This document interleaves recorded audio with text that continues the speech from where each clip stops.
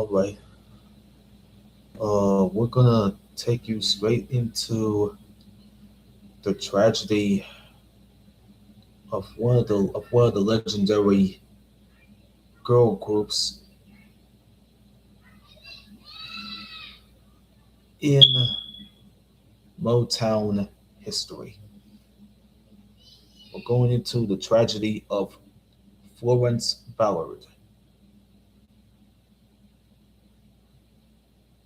Let's start this introduction of how the founder of Motown's greatest girl group was left behind.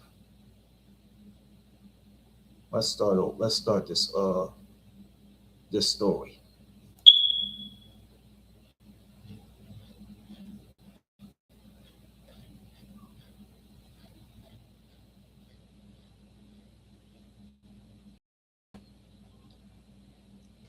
Okay, let's do it. If you're talking about great black music, you have to talk about the Motown sound. And you can't talk about Motown without talking about the Supremes. The Supremes, folks. One of the label's most successful groups who topped the charts in the 1960s with the hits like Baby Love and Where Did Our Love Go? The group consisted of three young ladies from Detroit, Michigan, with those powerful voices and stage presence for days. But their behind their glamorous gowns and the pitch perfect harmony was something much darker. It was something much darker, like a rift in the group. It was fueled by the jealousy. It was with the help of the likes of Berry Gordy, who was the guy that ran Motown, Diana Ross, who was with the group, who has emerged as the lead singer and the group's biggest star, leaving her bandmate, you guessed it, Florence Ballard, to feel that her light was being dimmed. Her depression drove her to lash out and ultimately leave her music career and her childhood friends behind. Her childhood friends behind, yeah.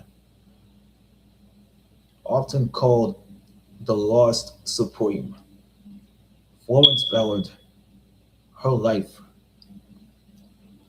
was tragically cut short at the age of 32 years old in honor of Black Music Month and what would have been her 83rd birthday on June the 30th. We're looking at the true story of Florence Ballard. That's right, Miss Florence Ballard.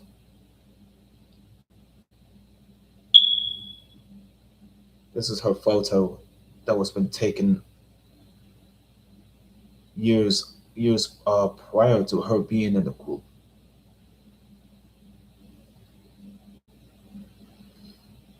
Detroit native Florence Ballard was born on June the 30th, 1943.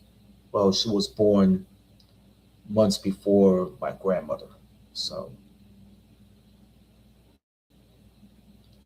uh, Florence Ballard was one of the 15 children. Her parents raised her in the city's Brewster Douglas projects. She started singing at a young age in her church choir and local talent shows. It was through those performances that she met her future bandmate, Mary Wilson. Mary Wilson, who was often her competition. Well, well, she was born right after my grandmother, Esther Shaw, who had passed away 30 years ago. 30 years ago.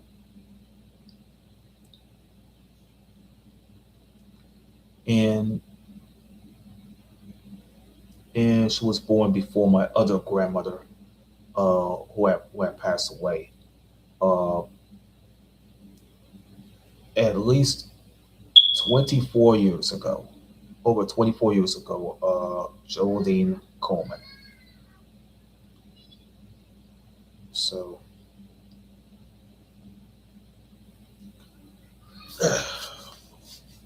the gnats are over. The gnats are over this room, bro. Over this house. Okay, let's move on. Let's move on, boys. Let's see what we got here. This picture was taken. See, I'll tell you about this picture. This picture was taken like over 60 years ago. Okay, it was taken. It was Florence Ballard. There was Mary Wilson. There's Diana Ross. See, I look at this picture that looks like it was legendary from back in the day. We're gonna take you straight to what I can read about. Milton Jenkins, who was a promoter and a manager who was working with a local group of male singers called the Primes, who would later become known as the Temptations, who had discovered Ballard's voice in 1958. Jenkins thought that Ballard would be a perfect for a sister act for a group. He was putting together, uh, it was called the Primettes.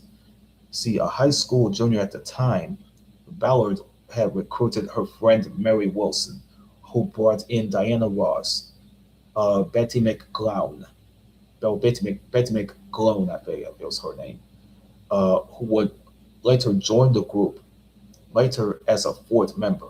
So we got to a life-changing event here. There's a photo taken. This was taken. I think there was at the airport in the United Kingdom. This is all three of them with the old school cameras. They pose with those old school cameras as they arrive at the airport in the UK.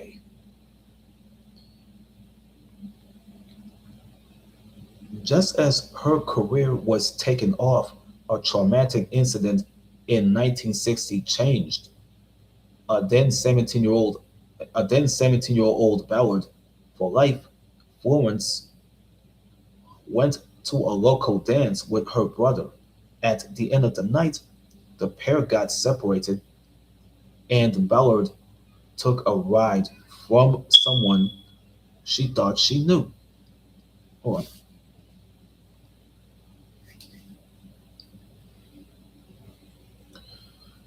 The man that Ballard did not even know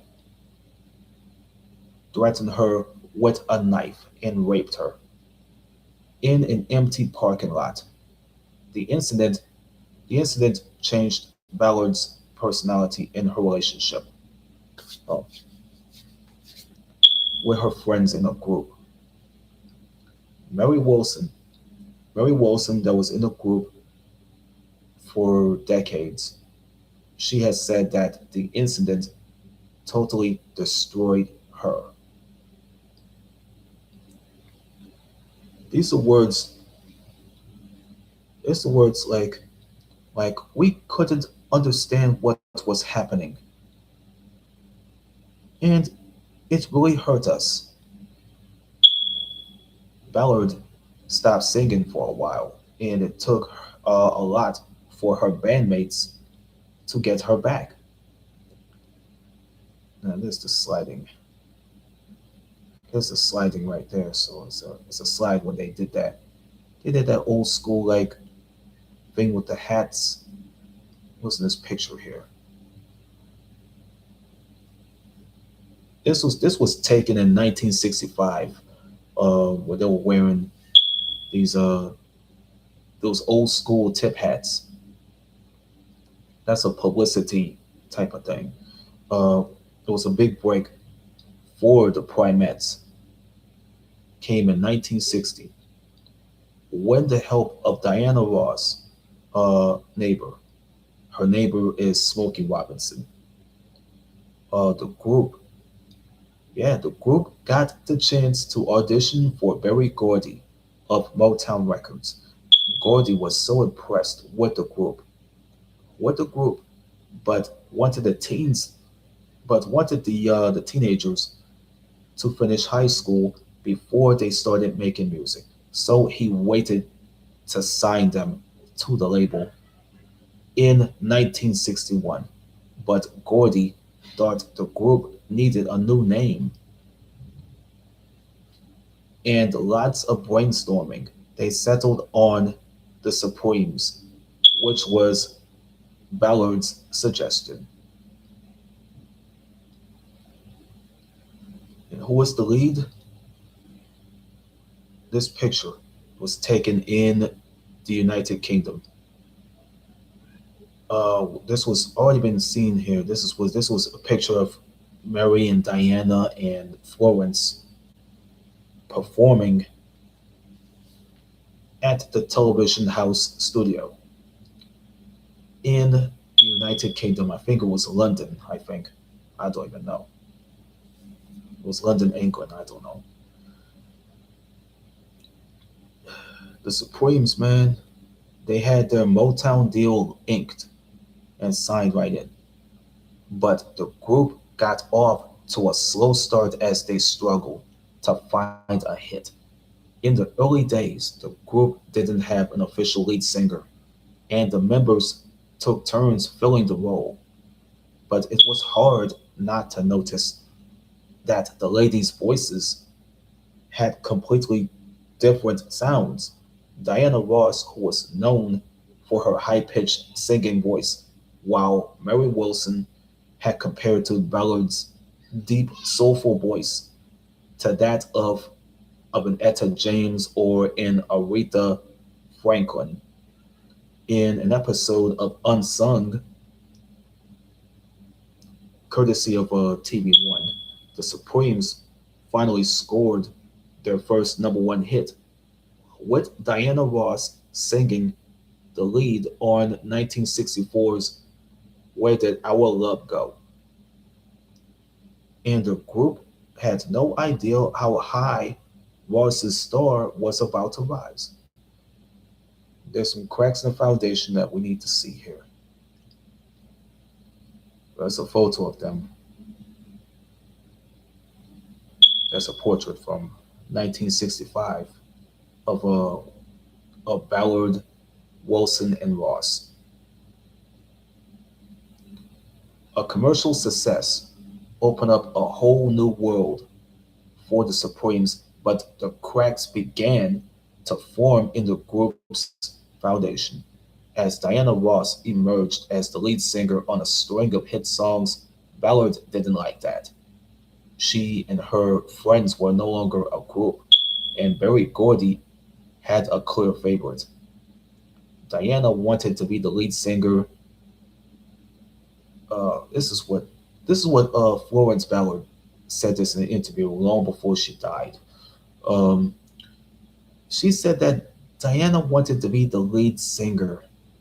I felt that I was suited better than doing some tunes, and I felt that the relationship, as close as I thought we were, it should have been spread around, but it wasn't. Diana was the complete lead in the complete control of the group. Yeah, this is what she said. In complete control of the group. The constant criticism. This picture has been taken in Germany with Ballard, Wilson, and Ross. This picture was so taken in Germany.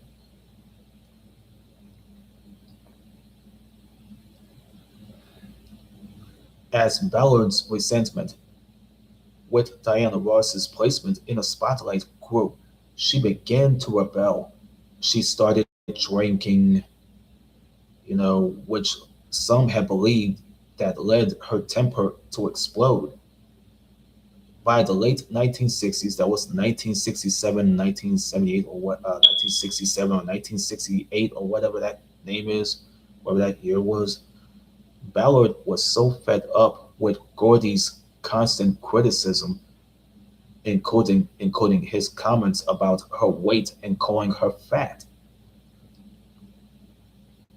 This is what she said in a 1975 interview before she died. He would say to me, "Florence, you're too fat." Well, I was a size 12, and I guess next to Diane, maybe I was fat. But as far as I was concerned, I was pretty damn stacked.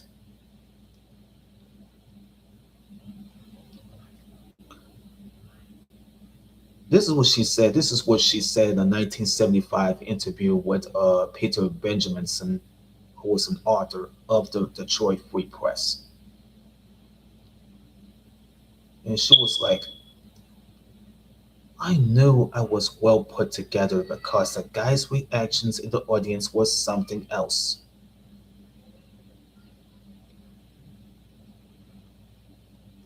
A puppet on a string, I don't even know. This picture was so taken too. So the other outfits that Wilson, Ross, and Ballard are wearing, they was taken. The picture was so taken uh, before all this happened with Florence. Ballard said that Gordy knew exactly how to upset her, threatening her place in the group if she didn't do what he wanted. But Ballard's will was just as strong, making it what's the word? What's the word here? This is what happened. She has said that terror. She said that that's what retarded shit happens to me all the time when I have to keep reading this bullshit. Uh, See, Florence Ballard, rest in peace. She said that Berry Gordy knew exactly how to upset her, threatening her place in the group if she didn't do what he wanted. But Ballard's will was just as strong, making it almost possible for her to remain a member of the group that she helped put together. It didn't help that the name was changed to Diana Ross in the Supremes.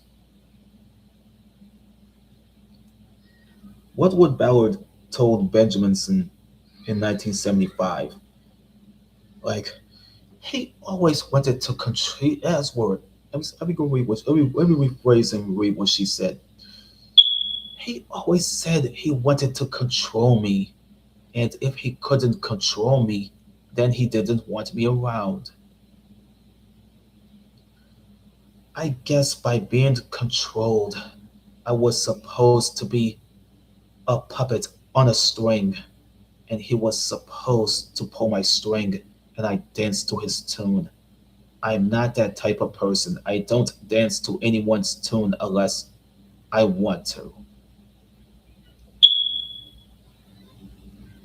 This is what she told Benjaminson in 1975 before she died. In parting ways, I think Florence went solo. I think she went just before she went solo. Uh, she's already on her own in New York, shopping for least clothing. This was taken in 1965 when she was going clothes shopping in New York. Eventually, the tension with Gordy became too much for Ballard, and she left the group in 1967 after an appearance at the Flamingo in Las Vegas. Ballard, who had been drinking, has said that she was tired of being called fat and poked her stomach out on stage. Yeah, Gordy was so outraged. Yeah, Gordy was so outraged by her behavior and sent her home. After the show, she was replaced by Cindy Birdsong. Yeah, Cynthia Birdsong, whom Ballard had told Peter Benjaminson that Barry Gordy was priming to take her place. Right, letting go of the name. This was taken in 1970. She was like living the best life.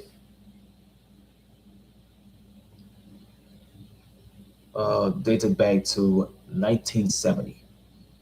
By after leaving the Supremes, by after leaving the Supremes, Ballard, Ballard signed a release that gave her $15,000 and kept her from using the group's name or collecting royalties from their music without the advice of legal counsel. Ballard had no idea how bad that decision would prove to be her career. There's one right here, starting over. Yep, yep. Flo just went there, started shopping for clothes in 1965. Man, let me explain to about Florence Ballard, but she loved to sing, and was trying to restart her career in the music industry after leaving the Supremes in 1968. She married Tommy Chapman. Tommy Chapman, who tried to help her launch her solo career, but Tommy didn't have the experience to manage his wife. Her first two singles weren't successful. It weren't successful, and many people believe it. It was because that she wasn't able to use the name the Supremes to market herself. She lost the record contract and her fortune. So that's in legacy, but there's a picture of Jennifer Hudson, with the dress that she's wearing. You know what I'm saying? Yeah, she won for the best actress in a supporting role for the a role for the Dreamgirls film, when she played as the Florence Ballard character. So she played the Florence Ballard character very, very well and successfully.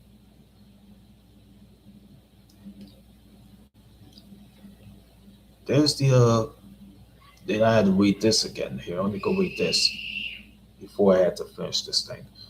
Uh, with a little bit of money left, Florence Ballard lost her marriage and eventually her home, believing that she had hit rock bottom. Her drinking had just gotten worse. Ballard passed away on February the 22nd, 1976, in Detroit, Michigan, at 32 years old. The tragedy surrounding Ballard's untimely death brought Mary Wilson and Diana Ross, who had barely spoken since the Supremes broke up, together to pay their last respects to their friend and bandmate. Florence Ballard may be gone. Yeah, we read this thing. Florence Ballard may be gone, but her legacy lives on at the 2007 Golden Globes. Actress, singer Jennifer Hudson dedicated her Best Supporting Actress win to the Florence Ballard character, who provided the inspiration for Effie. Hudson's character in Dreamgirls. Hudson said this in her acceptance speech and said that I just want to dedicate this award to a lady who never really got a fair chance. This award is for Florence Ballard. You will never be forgotten. See, R.I.P. Flo, and she will be missed, man. Her legacy and everything, she will never be forgotten, period. But her legacy will still be forgotten until the end, all the way until the end,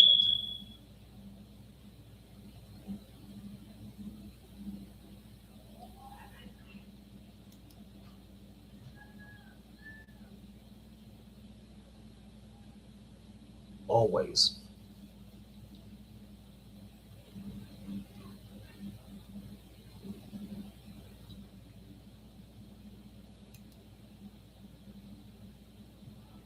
See, the story is kind of like informative and calming and entertaining for you viewers to watch.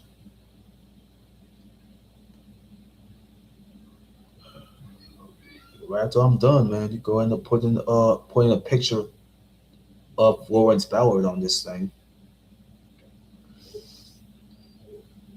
Though then, well, the other live show I did previously, they will never put a known name like Adam 22 on that live show. So the other live show, they've already put William Norwood Jr.'s name in it, so he will be mentioned.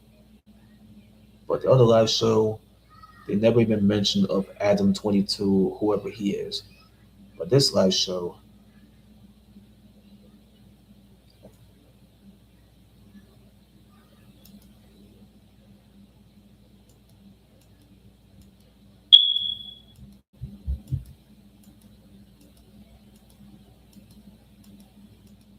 game get nothing out of it.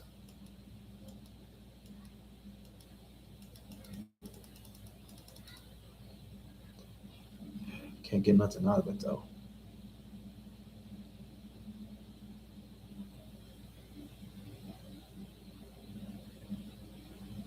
Oh, not the comparisons.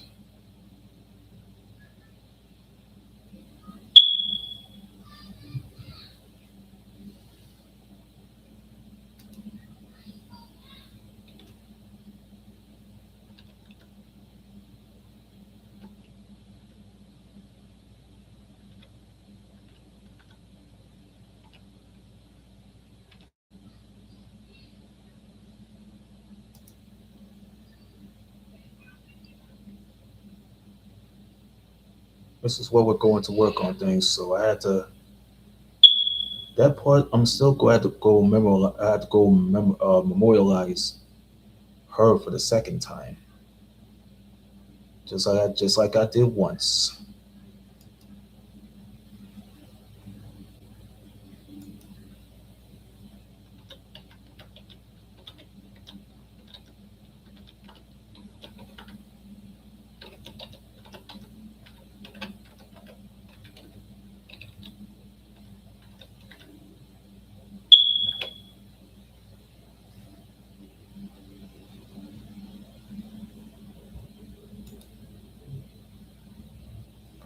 Okay, let me type the let me type the birth. Let me type the date of birth here.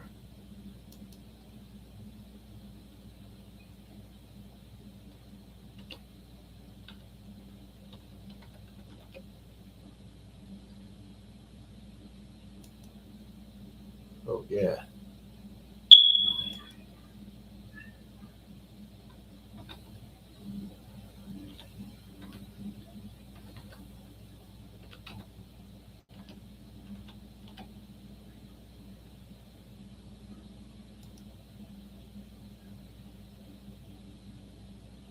Oh yeah.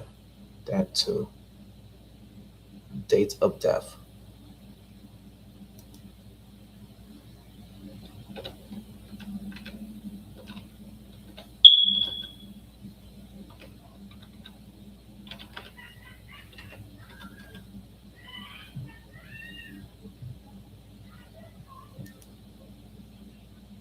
Yep.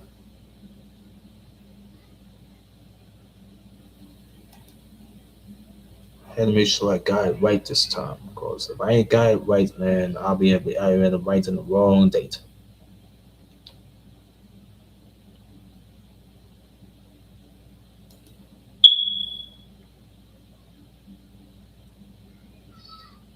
Oh yeah, the real name of Florence Ballard, Florence Glenda Chapman.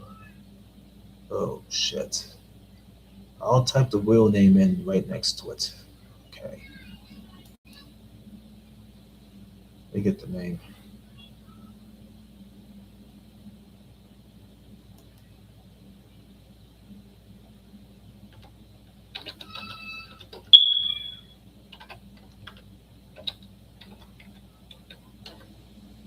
I did not even get a chance to type the real name. I screwed up on everything else. But I know a better way to fix this.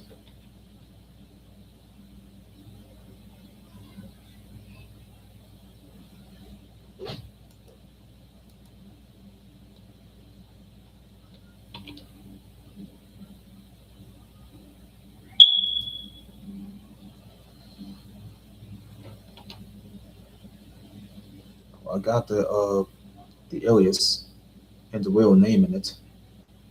Let's do that.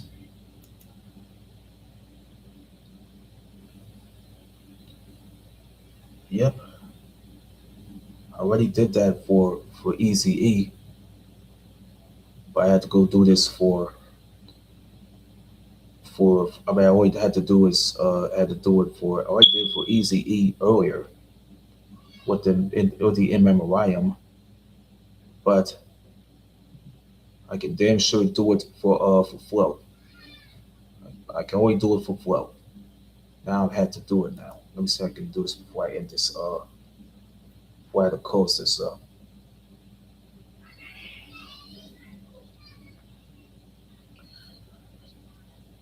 This live stream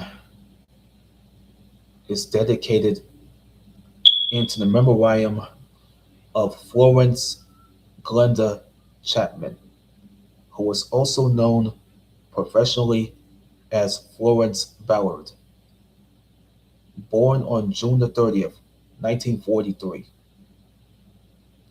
and died on February the 22nd, 1976. Rest in peace, Florence Glenda Chapman.